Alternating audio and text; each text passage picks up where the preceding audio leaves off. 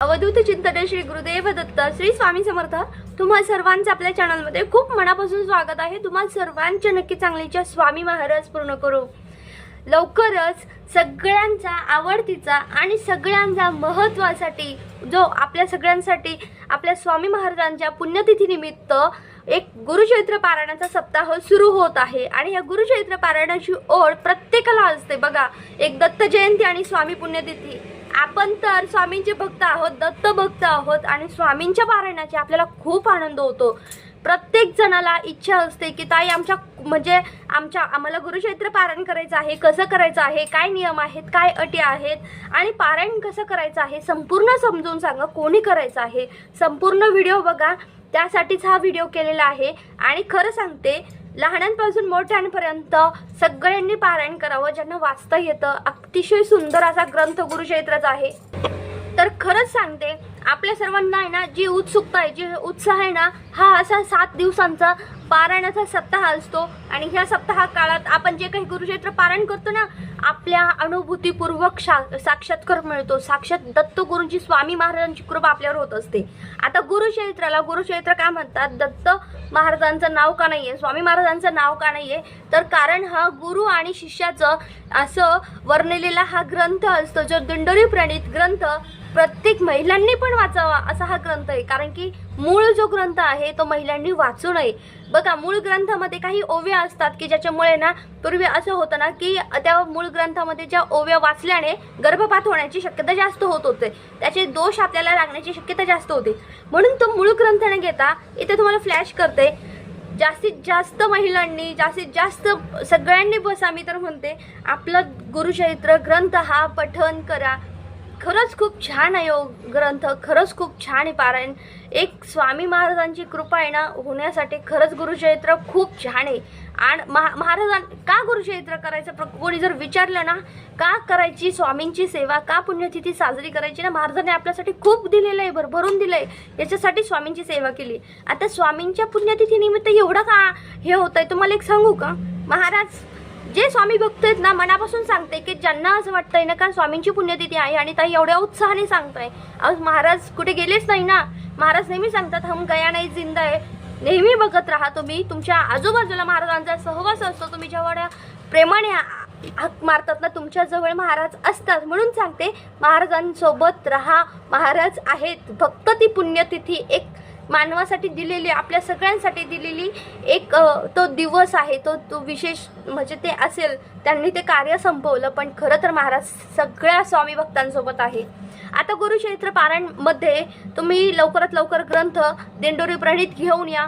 त्यातले त्यात तुम्ही जवळच्या केंद्रात किंवा ऑनलाईन तुम्ही पण घेऊ शकता। ऑनलाईनचा पण तुम्हाला नंबर देते, आता तुम्ही दिंडोरीवरून घेऊ शकतात किंवा एक दादांचा नंबर आहे त्यांचा पण तुम्ही तिथून ऑनलाईन मागवू शकतात। दुसरं, आता स्वामींच्या कृपेने दिंडोरी प्रणीत हा गुरुचैत्राचा पारायण हे 20 तारखेपासून तर 26 तारखेला पर्यंत असणार आहे। असा हा 7 दिवसांचा कालावधी आहे। 26 तारखेला स्वामी महाराजांची पुण्यतिथी आहे। या निमित्ताने गुरुचैत्र पारायणाला असंख्य भाविकरी बसलेत। केंद्रात बसता आला ना तर खरंच तुम्ही खूप भाग्यवान आहात। नसेल शक्य तर आपण घरी केलं तरी चालेल। घरी केलेलं सेवा, घरी केलेलं पारायण हे 1 पटीने पुण्य मिळतं आणि सगळ्यात जास्त पटीने म्हणजे नदीच्या काठी, डोंगरावर आणि गुरुगृही तर अनंत पटीने फळ मिळत असतं। तर खरं सांगते गुरुगृही जर शक्य झालं केंद्रात, मठात, तर आवर्जून बसा। भरपूर मोठ्या संख्येने सेवेकरी बसतात। कोणीही आमंत्रण देण्याची किंवा सांगण्याची गरज लागू नये। आता नियम काय आहेत? मांसाहार कडकडीत वर्ज्य, परान्न वर्ज्य, ब्रह्मचर्य पालन करावंच लागेल। तर आपल्याला ना अशा पद्धतीने पारायण करायचं आहे। यामध्ये कांदा लसूण वर्ज्य आहे। तुम्हाला गावाला जायचं आहे ताई, लग्न आहे, मग पारायणाचं कसं खाऊ? तुम्हाला खरं सांगू का, एक तर 7 दिवस आपल्याला कुठे जाता येतच नाही। कारण की गुरुचैत्र पारायण हा असा ग्रंथ असतो ना की छान त्याचा आनंद घ्या, उत्साहाने करा। कारण की महाराज कधी काय भरभरून देखील सांगता येत नाही। म्हणून सांगते आपल्याला जेवढं चांगलं महाराजांच्या कृपेने ना जेवढं जास्तीत जास्त हे करता येईल तेवढं करा। दुसरं, ह्यामध्ये कैरी चालणार नाही, आंबट पदार्थ, लिंबू वगैरे अजिबात चालत नाही। खाण्याचे करू नका। बाहेर खारी खाऊ का, टोस्ट खाऊ का, समोसा खाऊ का, वडापाव खाऊ का, प्लीज अशा कमेंट करू नका। आणि प्लीज एक सांगते 7 दिवस आहे ना एकदा सेवा करून बघा, कसला अनुभव येतो बघा। प्रत्येकाच्या मनात काहीतरी इच्छा असतात, संतती असेल, काहीतरी असतात. त्यामुळे सांगते, तुम्हाला ज्या इच्छा असतात त्यानुसार तुम्ही करून बघा आणि तुम्हाला काय अनुभव येतो आवर्जून बघा. याच्यानंतर दुसरं म्हणजे 1 ते 52-53 अध्याय असतात. आपल्याला हे पठण करायचे असतात. आदल्या दिवशी 19 तारखेला आपल्याला कुत्र्याला 4 कुत्र्यांना आणि एका गाईला भाकर खाऊ घालायची असते, चपाती खाऊ घालायची असते. आता ह्यामध्ये जर सुतक येत असेल, सुतक कुणाच्या हातात नसतं, त्यामुळे एक सांगते, सुतक आलं तर ग्रंथ घरात वाचन थांबवा, त्यामध्ये वाचन होत नाही. सुतक असेल, विटाळ असेल, यामध्ये पारायण करू नका. दुसरं, आपल्याला विटाळ माहिती असतं, मासिक धर्म माहिती असतो, त्यामध्ये प्लीज पारायण करू नका. महिलांनो, तारीख माहिती असते आपल्या सगळ्यांना, म्हणून सांगते ताईंनो की आपल्याला असं माहिती आहे की माझी डेट आहे 20 ते 26च्या दरम्यान, मग आपण पारायणाला बसलो तर मग काय होतं, ते सगळं येऊन जातं. आणि त्यातले त्यात दुसरं जर कोणी म्हणजे करायला असतं तर काही वाटत नाही, पण ते थोडेफार तरी शिवपालव होतेच. आपण म्हणतो ना, इकडे तिकडे हात लागलाच जातो. गुरुक्षेत्र हा ग्रंथ एवढा पावन ग्रंथ आहे, साक्षात दत्तगुरू म्हणजे गुरूंचा ग्रंथ आहे तो. त्यात आपल्याला अतिशय महत्त्वाचा, आपल्याला खूप म्हणजे साक्षात्कार आहे, 5वा वेद मानला जातो. म्हणून ह्यासाठी हे आहेत. ह्यामध्ये दाढी वाढू नका, केस कापू नका, नखे अगोदरच कट करून घ्या, चांगले स्वच्छ कपडे घाला. पारायण करायचं असेल, यामध्ये पारायण करायचं असेल तर आपल्याला काळे कपडे घालून पारायण करायचं नाही आहे, स्वच्छ धुतलेले कपडे घाला. शक्यतो करून नाईट ड्रेस किंवा नाईट पॅन्ट वगैरे त्याच्यावर बसू नका. कपडे घालताना ना छान चांगले कपडे घालून बसा. केंद्रात जा किंवा मठात जा, हातात 2 बांगड्या, डोक्याला कुंकू लावून बसा, जेणेकरून आपण महाराजांचे सेवेकरी आहोत, आपण सगळ्यांना आनंद होईल अशा पद्धतीने वागायचं असतं. गुरुक्षेत्र पारायण तुम्ही संकल्पयुक्त करू शकता. संकल्पयुक्त केल्याने तुम्हाला अतिशय अनुभव येतात, हेही मी तुम्हाला सांगते. तुमचा काही जोही संकल्प आहे तो तुम्ही आदल्या दिवशी म्हणा, त्या दिवशी म्हणा, महाराजांना श्रीफळ वाहा, सेवा करून घ्या, पारायण करून घ्या. आणि जो काही तुम्ही पारायणाला बसणार आहात त्यावेळेस तुम्हाला संकल्प सोडायचा आहे, नाव गोत्र उच्चार करायचा आहे आणि त्याचबरोबर तुमची काय इच्छा असेल ती तुम्हाला सांगायची आहे. एक सांगते, बऱ्याच महिलांना किंवा बऱ्याच जणांना गुरुक्षेत्र पारायण म्हटलं ना खूप टेन्शन येतं की ताई आता गुरुक्षेत्र पारायण करायचं नाही होणार, खाण्यापिण्याची खूप पथ्य आहे. खरंच सांगते मी, धावपळ खूप झालेली आहे. पण काय आहे ना, गुरुक्षेत्र पारायण आहे ना, आपण जेव्हा करतो ना आपल्या आयुष्यात कितीतरी गोष्टी घडत असतात. आपल्या पितृंना सद्गती मिळत असते, आपल्यावर असलेला कुठल्याही प्रकारचा त्रास, पितृदोष, ग्रहदोष, वास्तुदोष निघत असतो. गुरुक्षेत्र पारायण जो करतो ना त्या माणसाच्या आयुष्यात सदोदित आनंद आणि आनंद मिळत असतो. एखादी गोष्ट आहे, नोकरी चांगली मिळण्यासाठी, पेमेंट्स वाढ होण्यासाठी, काहीतरी तुमची इच्छा आहे, घर पूर्ण होण्यासाठी, घराचं स्वप्न पूर्ण होण्यासाठी. तुम्हाला एक सांगते, तुमचा व्यवसाय आहे आता सपोज माझा, तर मग तुम्ही महाराजांना विनंती करू शकतात की महाराज माझा असं इच्छा आहे, ती व्यवस्थित पूर्ण करून घ्या आणि सेवा घडू द्या. ह्यासोबत आपल्याला हे करायचं आहे. गुरुक्षेत्र पारायण करताना जो आनंद मिळतो ना, केंद्रात जातो ना, तेव्हा तो आनंद आणि तो उत्साह खूप छान वाटतो. माहिती आहे, ते 7 दिवस असं वाटतं ना संपूच नाही. पारायण कधी कुठे संपत कळत नाही, पण जो उत्साह असतो ना तो खूप सुंदर असतो. आपण बघितलं की पारायणामध्ये काय काय असतं, पण त्यामध्ये तुम्ही जर घरी पारायण करणार असेल तर आपल्याला अर्थातच घरात पारायण करणाऱ्यांनी पूर्वेकडे किंवा उत्तरेकडे तोंड करून पारायण करायचं आहे. बघा, बऱ्याच वेळेस महिला म्हणतात की ताई आमच्या घरच्यांना चालत नाही किंवा काही अडचणी अशा असतात का आपल्याला पारायण करता येत नाही. मग तुम्ही बेडरूममध्ये बसून सुद्धा वाचन करू शकतात. फक्त लक्षात ठेवा, ब्रह्मचर्य पालन करायचं आहे. ह्यामध्ये आपण जेव्हा पारायण करणार आहेत यामध्ये ब्रह्ममुहूर्ताची वेळ अतिशय महत्त्वाची असते. खूप नीरव शांतता असते. अतिशय म्हणजे तुम्ही म्हणताल ना, तुमचा आणि आपल्या गुरूंचा म्हणजे स्वामी महाराजांचा, दत्त महाराजांशी डायरेक्टली संवाद होतो. कारण की असा हा वेळ असतो ना, ती खूप छान असते. त्यामध्ये तुम्ही बघा, बऱ्याच महिला म्हणतील का ताई आमच्या कामानुसार आम्ही दुपारी करू का, तर खरं सांगू का, दुपारची वेळ ही ना किंवा नंतरची वेळ आपल्याला दिवसभर काही ना काही आवाज सुरू असतात, आजूबाजूचे आवाज, मध्येच काही मुलांचं वगैरे, ह्या आवाजामुळे आपलं मन व्यतीत होतं आणि आपलं तिथे वाचण्याकडे लक्ष लागत नाही. आता गुरुक्षेत्र पारायणाची वेळ किती आहे तर बघा, आपण पहाटे 4 ते दुपारी 4 वाजेपर्यंत वाचायचं असतं. पण जे दुपारचा 12 ते 12:30 हा टायमिंग आहे त्यामध्ये दत्त महाराजांची, स्वामी महाराजांची, श्रीपाद श्री वल्लभांची सेवा, नृसिंह सरस्वतींची सेवा केली जात नाही. म्हणून 12 ते 12:30 ह्या दरम्यान सेवा करायची नाही, कारण हा त्यांचा भिक्षेचा टाईम असतो. 12 ते 12:30 त्यांच्या ज्या धार्मिक म्हणजे त्यांचं जे पुण्यक्षेत्र असतं, जे पावन क्षेत्र असतं, ज्याला स्वामी महाराजांचं असेल, दत्त महाराजांचं असेल, तिथे ते भिक्षा मागत असतात. असं म्हणतात या वेळेत कधीही स्वामींची सेवा, दत्त महाराजांची सेवा करू नये. म्हणून 12 ते 12:30 ही वेळमध्ये हे करायची. बऱ्याच महिलांना लहान बाळामुळे उठावं लागतं, पण शक्यतो बघा आपण जेव्हा लवकर करू ना तेव्हा मध्ये मध्ये उठण्याची पण गरज पडत नाही. आणि बऱ्याच महिलांना आहे ना केंद्रामध्ये बसणं शक्य होत नाही, कारण की काहीतरी जबाबदाऱ्या असतात, बाळ असतं, घरातून जाणं शक्य होत नाही. तुम्ही घरात केलं तरी चालेल, पण केंद्रात केलं तर तेवढंच चांगलं आहे. ह्याचबरोबर आपण जे काही पारायण करणार आहोत, ज्यामध्ये मी कुत्र्यांना भाकरी द्यायला सांगितली किंवा गाईला द्यायला सांगितली ना, त्यामध्ये काय असतं ना की आपण ह्या जे देणार आहेत, ताई आमच्याकडे कुत्रा नाही किंवा गाय नाही आहे, तुम्ही त्या नावाने दुसरा कोणताही जीव येऊन खाऊन जाईल, पण त्या नावाने आपल्याला ती ठेवायची आहेत. एक छोटं जरी केलं, एक चपाती जरी केली असं तरी चालेल. दुसरं, आता आपण पारायणामध्ये झोपायचं कुठे आहे, तर आपल्याला बेडवर झोपायचं नाही आहे, बेडवर बसायचं नाही आहे.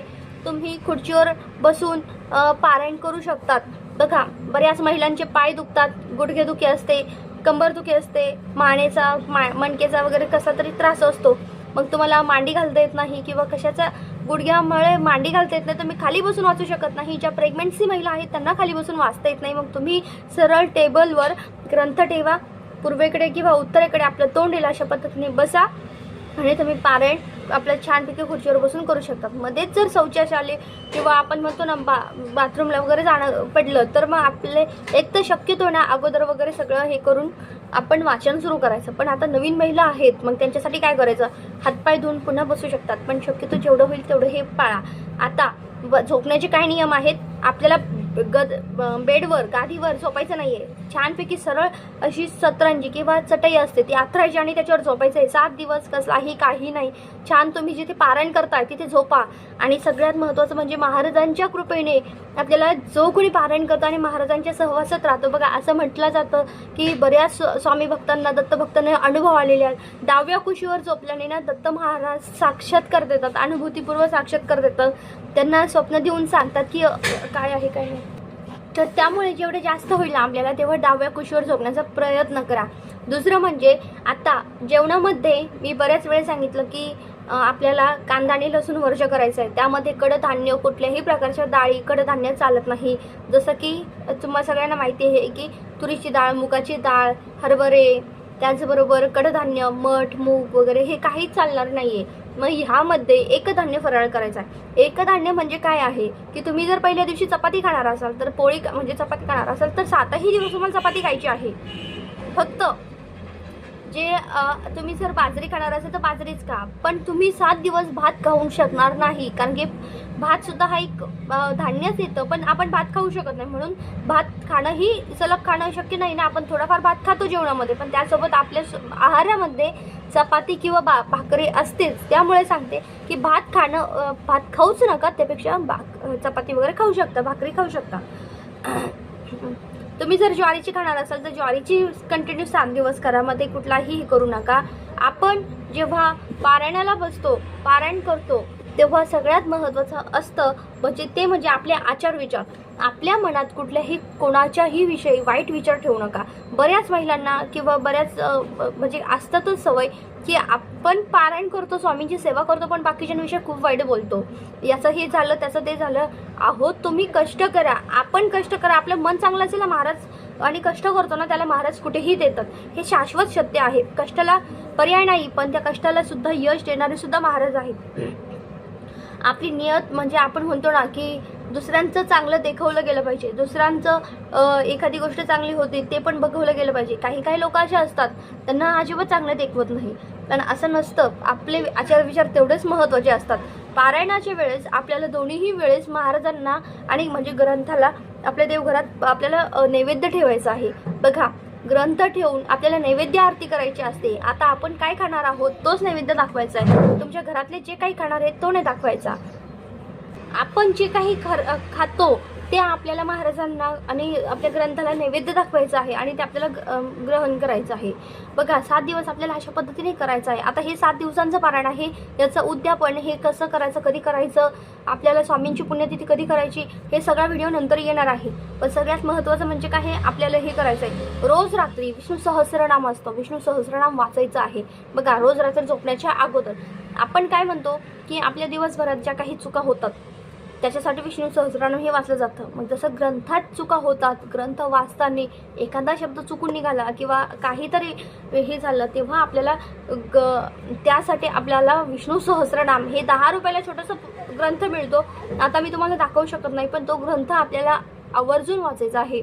बघा शांताकारं भुजगशयनं पद्मनाभं शुभांगं विश्वाधारं गगनसदृशं मेघवर्णं शुभांगं लक्ष्मीकांतं कमलनयनं योगिभिर्ध्यानगम्यं. असं खूप सुंदर आहे ते. 10 ते 15 मिनिटं लागतं वाचायचं आहे.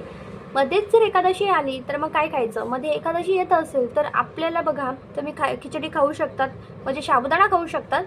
आणि त्याचबरोबर आता जी द्विदल धान्यामध्ये बऱ्याच महिला आपल्याला शेंगदाणे सुद्धा चालत नाही, द्विदल धान्य येतं. पण काय होतं ना, बऱ्याच महिलांना किंवा जे काही करणारे आहेत त्यांना शक्य होत नाही. मग त्यामुळे तुम्ही बघा खाऊ शकतात. कारण काय होतं ना, असं जर म्हटलं ना तर मग कोणीच पारायणाला बसणार नाही. तुम्ही बिंदास खाऊ शकतात, शेंगदाण्याचं वगैरे खाऊ शकतात, भाजी. तुम्ही आता 7 दिवस काय खायचं आहे ताई, 7 दिवस काय खाऊ आम्ही, तुम्ही एक टाईम बघा. आता पहिल्या दिवशी तुम्ही भोपळा खाऊ शकतात. तुम्ही भाज्या मी सांगते, पहिले भोपळा खाऊ शकतात, यामध्ये वांगं चालणार नाही. मग दुसरं म्हणजे कोबी खाऊ शकतात, बटाटा खाऊ शकतात, भेंडी खाऊ शकतात. आता कोणतं सीझन आहे बघा, त्यामध्ये तुम्ही काय त्यामध्ये दूध भाकर पण खाऊ शकतात. एक टाईम असं तर एक टाईम चहा चपाती वगैरे असा पण नाश्ता करू शकतात. फक्त एक लक्षात ठेवा, पारायण करताना आपण थोडाफार अल्पाहार, म्हणजे फक्त चहा वगैरे कॉफी वगैरे घेतली ती चालते, विकत घेतलेलं दूध सुद्धा चालतं, विकत घेतलेलं दही ताक वगैरे सगळं चालतं. फक्त कुणाच्या इथून घेऊन यायचं नाही, परान्न वर्ज्य आहे हे लक्षात ठेवा. मग अशा वेळेस काय करायचं आहे, हे जेव्हा आपण घेतो त्यावेळेस आपण वाचताना खाऊन बसायचं नाही, पूर्णपणे जेवण करून बसायचं नाही, जेणेकरून आपल्याला आळस येते, जांभळी येते आणि आपल्याला लक्ष लागत नाही. पण जेवढं शक्य होईल ना तेवढं तुम्ही 7-8 वाजेपर्यंत वाचण्याचा प्रयत्न करा. काय होतं ना, सकाळचे वेळ खूप छान असते, आपल्याला आपल्याकडून सेवा घडणं खूप महत्त्वाचं असतं. अशा पद्धतीने आपल्या सर्वांना सेवा करायची. अजून एक सांगायचं आहे की जर तुम्हाला केंद्रात आरतीला वगैरे सेवा करण्यासाठी, याग वगैरे करण्यासाठी जाणं शक्य असेल तर तिथेही जा. तिथलची सेवा खूप महत्त्वाची असते. केंद्रातली आपल्या बऱ्याचशा अडचणी दूर होत असतात. त्याचबरोबर केंद्रात फक्त सेवा असते का, नाही. त्याचबरोबर महाराज बघतात की याला फक्त हा सेवेसाठी हे करतोय का, याच्या मोठ्यापणासाठी हे करतो का, नाही. तर आपल्याला काय करायचं आहे, जोपर्यंत म्हणजे झाडून घ्यायचं आहे, भांडे घासायची वेळ आली तरी घासा. कारण महाराज आपल्या आयुष्यातला भरपूर कचरा कमी करत असतात. महाराज बघतात का कोण कसं काम करतं, कोण कसं हे करतंय, महाराज सगळं बघत असतात. त्याच्यामुळे आपल्याला कुणाची नाही पण महाराजांची भीती असायला पाहिजे. अख्ख्या जगाने नाही पाहिलं तुमचं काम तरी चालेल, दखल घेणारे महाराज आहेत. त्याच्यामुळे लक्षात ठेवा, महाराजांच्या पुढे सगळं क्षम्य आहे. आणि दुसरं म्हणजे आपण जे करतो ते महाराज बघतात. कोणी त्याचा मोठेपणा किंवा महाराजांना मोठेपणा किंवा गर्व केलेला अजिबात आवडत नाही. अशा गोष्टी करू नका. तुम्ही दोडकं खाऊ शकतात, गिलकं खाऊ शकतात. ह्याचबरोबर तुम्ही बघा गवारच्या शेंगा खाऊ शकतात. तुम्ही बऱ्याचशे पदार्थ असतात आपण ते खाऊ शकतो. म्हणून सांगते, खाण्याचं पण काही टेन्शन घेऊ नका. फक्त त्याच्यात कांदा लसूण टाकायचा नाही आहे, अशा पद्धतीने खायचं आहे. बरं, आपल्याला अशा एक सात्विक पद्धतीने गुरुचरित्राचं पारायण करायचं आहे. या दिवसांमध्ये पालेभाज्या मिळण्याचा खूप प्रश्न आहे, पण बघा जर मिळाल्या ना तुम्हाला तर अवश्य घ्या. त्यामध्ये पालक खाऊ शकता तुम्ही, मेथीची भाजी, शेपूची भाजी. बऱ्याच जणांना शेपूची भाजी, मेथीच्या भाजीने डेकर येत असतात. डेकर येत नसेल तर तुम्ही आवर्जून खा. त्यामध्ये डांगर पण असतं बघा, त्याला लाल भोपळा पण म्हणतात कोणी कोणी, ते पण खाऊ शकता तुम्ही. असे बरेचसे पदार्थ आहेत तुम्ही खाऊ शकतात. 7 दिवस काय खायचं याचा प्रश्न सुटला, पुरेपूर सुटला. वांगं खायचं नाही आहे एवढं लक्ष ठेवा, टोमॅटो खायचं नाही आहे, कारण की ते बी असलेले पदार्थ आपल्याला खायचे नाही आहेत. सगळ्यात महत्त्वाचं, ताई घरात मांसाहार करताय, आम्ही पारायण केलं तर चालेल का, आम्ही खात नाही पण घरातले खातात, त्यांच्यासाठी करावं लागतंय. अहो किती चुकीचं आहे. आपण महाराजांसाठी, आपल्या स्वामी महाराजांसाठी गुरुचरित्राचं पारायण करणार आहोत. आपल्या घरात ज्या आयुष्यभर आपल्या पाठीशी उभी राहतात त्यांच्यासाठी आपल्याला गुरुचरित्र पारायण करणार, तर वेळोवेळी साथ देणार आहेत, पाठीशी उभे राहणार आहेत. दुःख संकट काळ वगैरे आपल्या मनातलंच जाणणार आहे. एकमेव आपले गुरु म्हणजे स्वामी समर्थ महाराज आहेत. आणि आपण मध्येच असं करतोय गुरुचरित्र पारायण, म्हणजे खूप साधी गोष्ट नाही आहे. त्यामुळे एक सांगते, हे असं समजू नका गुरुचरित्र पारायण करता संपूर्णपणे 7 दिवस कडकडीत मांसाहार वर्ज्य आहे, मी खात नाही, घरातले खाल्ले चालन का, असं करायचं नाहीये. ही गोष्ट खूप महत्त्वाची आहे. महिलांनो आवर्जून लक्षात ठेवा. जर यामध्ये काही राहिलं असेल तर दुसऱ्या म्हणजे आता बरीचशी माहिती कव्हर केली आहे, पण जे नवीन आहेत ज्यांना करण्याची खूप इच्छा आहे, उत्सुकता आहे, आवर्जून तुमच्यासाठी एकच सांगू इच्छिते की पारायणाला बसा. ग्रंथ दुसऱ्यांकडून आणण्यापेक्षा स्वतः घ्या. वर्षात नाही, आपल्या आयुष्यात बरेचशी पारायणं होतात, मी असं सांगते.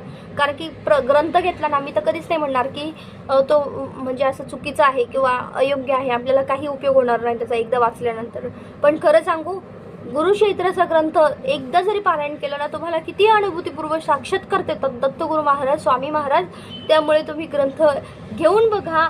म्हणजे ग्रंथ घ्यायचं काय असं म्हणायचं नाही मला, की आपण ग्रंथ घ्या, तो वारंवार आपल्याकडून त्याचं पठण होतं. आपल्या घरात जेव्हा एक दिव्य ग्रंथ असतात ना, कितीतरी समस्या चुटकीसरशी सरत असतात, मग पारायण केल्यावर किती होतात बघा, तुम्हीच विचार करा. तर आजच्या पुरते इतकाच झालेली सेवा स्वामी महाराजांच्या आणि दत्त महाराजांच्या चरणी रुजू करते. व्हिडिओ इथेच थांबते. व्हिडिओ आवडला असेल तर लाईक, शेअर, सबस्क्राईब करा. श्री स्वामी समर्थ.